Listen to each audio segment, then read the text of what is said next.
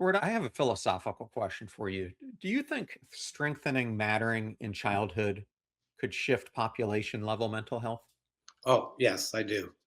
I believe that if there's a societal focus on mattering, that will shift population health. First of all, it's important to point out that there's now about 10 studies that have shown that mattering is associated with the poor health in terms of self-rated, but also objective measures. But I look at it in terms of how many people are out there feeling marginalized and feeling unimportant in society. We know that in community research done with surveys of children in the United States, that when asked, do you matter in the community? About half of the young people say, I don't matter in the community. And then it's worse if there's other forms of marginalization or stereotype or stigma. So LGBTQ kids, it's about only 1 in 3 say, I matter in the community. And I said, until we address that as a basic indicator, we're going to see all kinds of problems emerging through either depression and mental health or some of the more violent episodes that are there. And it doesn't take a lot. That's what frustrates me about why we don't have more of a prevention mode. It doesn't take a lot to go and change and give somebody a sense of mattering in society. One person can literally change somebody's life in terms of this.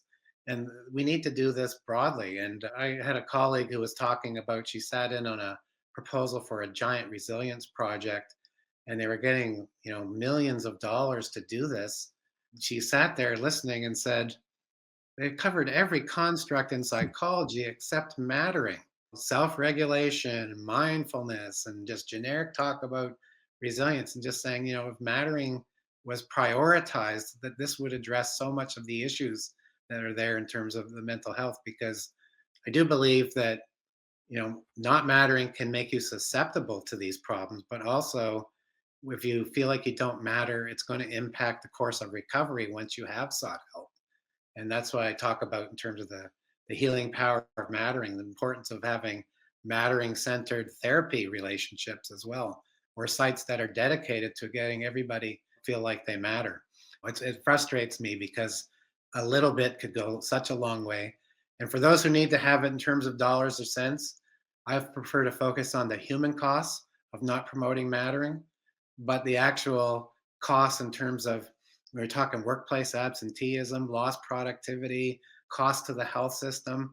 There are so many objective indicators that would suggest this is the way to go as well.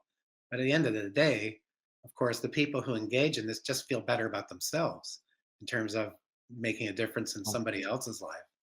So yeah, oh, if there's somebody out there with $1 trillion and they want to really make a difference, and I've heard this because I've sat in on meetings with donors, nobody with $1 trillion, in my role formerly as research dean at our university and faculty of health. These people, big donors, there's a subset of them who really do want to improve society. And I would say, if that's the case, take that money, put it into action in terms of promoting mattering, and you'll never be feeling that there was an ounce of energy or money wasted. yeah, because this is really a systems change. If you think about it, it's systematic change Yeah. across society.